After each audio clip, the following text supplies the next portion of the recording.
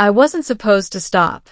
The transport train thundered through the ash plains of Keros, 9, carrying prisoners from the outer colonies to the inner Galactic tribunal.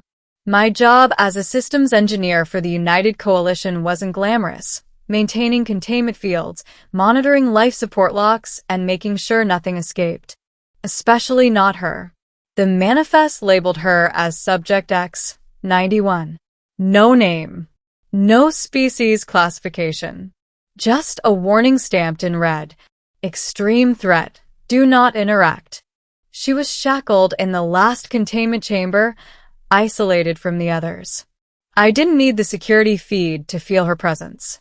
The air around her cell vibrated, as if reality itself didn't quite agree with her being restrained. I told myself to keep walking, but then she spoke. Human, she said softly, her voice slipping through the reinforced alloys and humming energy chains. You are not afraid. That alone was unsettling. Most prisoners screamed, begged, or cursed. She simply observed. I stopped. She sat on the floor, limbs bound by luminous restraints that pulsed with anti-gravitic force. Her form was humanoid but wrong in subtle ways. Skin like dark opal, eyes glowing faintly gold, as if stars were trapped behind them. I should be, I said honestly. She tilted her head. But you are not. I didn't answer. I checked the restraint diagnostics instead, standard procedure. That's when I noticed it. The chain frequency was off. Not weakened. Overloaded. Someone hadn't just restrained her. They'd overcompensated. Pushed the system beyond safe limits. If it failed, it wouldn't just free her, it would tear the chamber apart. You're dying, I muttered. She smiled faintly. Yes. I looked up sharply. They're draining you. They are afraid of what I am, she said calmly. Fear makes your kind cruel, even when you call yourselves civilized. I should have reported it, requested an override from command. Instead, I hesitated. How long? I asked. Minutes, she replied. I stared at the glowing chains. A fail-safe release would save her life, but it would also free the most dangerous prisoner in Coalition custody. Why haven't you broken free? I asked. She met my eyes. Because I was asked not to. By who? By myself. That made no sense. Still, something about her wasn't predatory. There was no hunger in her gaze. No desperation. Just quiet endurance. Mercy isn't heroic. It's impulsive. I keyed in my override. The chains dissolved into light. She collapsed forward, catching herself with trembling hands. Alarms blared instantly. Red lights flooded the corridor. I expected violence. Instead, she looked up at me and whispered, "Thank you." Then she vanished. Not escaped. Gone. As if she had never been there at all. The guards stormed in seconds later. I told them the system failed. They didn't believe me, but there was no evidence left behind. No breach. No residue. Only an empty chamber. And a mark burned faintly into the floor, an unfamiliar symbol, warm to the touch. Middle. They demoted me after that. No prison time. No execution. Just reassignment to a frontier repair station orbiting a dead star. Officially, I was unreliable under pressure. Unofficially, they were afraid I'd do it again. Weeks passed. Then months. I tried to forget her. But sometimes, when the station lights dimmed, I felt the same vibration in the air. A resonance like distant thunder, humming just beyond perception. Then the dream started. I saw galaxies folding in on themselves.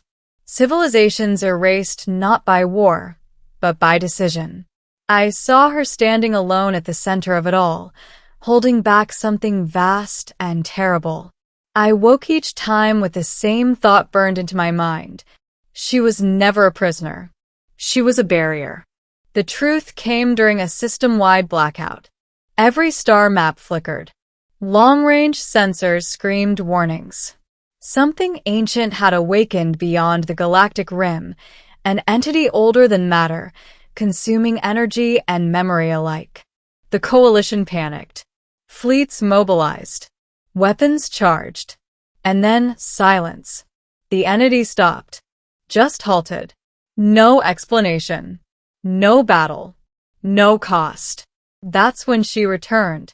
She appeared in my quarters without sound or distortion, standing exactly where she had vanished months earlier.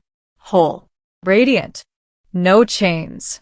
You shouldn't be here, I said weakly. I told you I would remember, she replied. I swallowed. What are you? She considered the question. In your terms?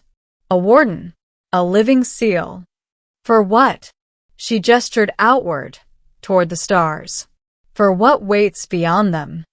The coalition had captured her believing she was a warlord, a conqueror.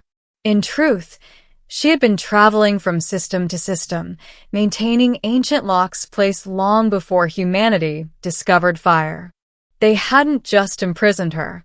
They'd nearly unmade the last line of defense. You saved me, she said, not because you understood, but because you chose mercy over fear. What happens now? I asked. Her eyes softened. Now I repay the debt. She raised her hand, and the room shimmered. Suddenly I knew things. Engineering solutions centuries ahead of our science. Energy systems that could power stars without draining them.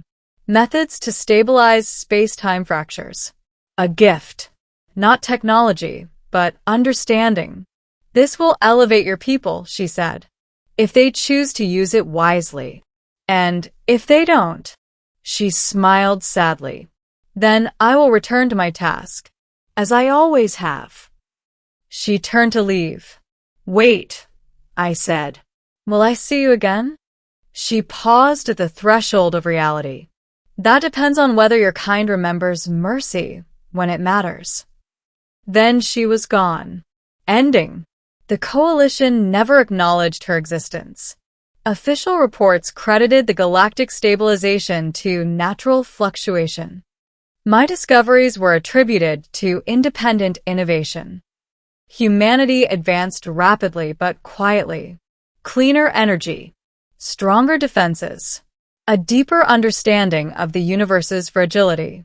Sometimes, when politicians argue for conquest, I feel it again, that vibration in the air.